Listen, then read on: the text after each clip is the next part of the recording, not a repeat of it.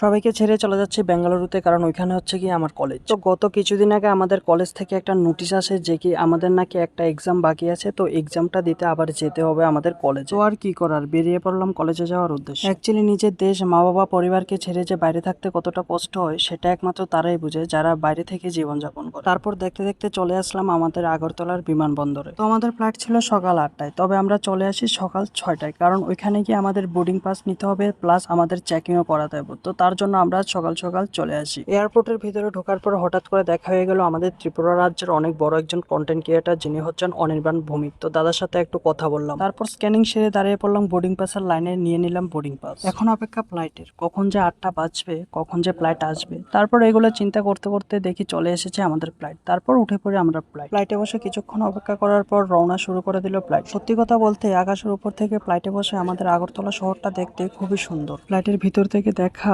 আকাশের এই মেঘগুলিকে দেখলে শুধু একটাই ইচ্ছে মনে জাগে, যদি একটাবার এই মেঘগুলিকে ছুঁয়ে দেখতে পারতাম।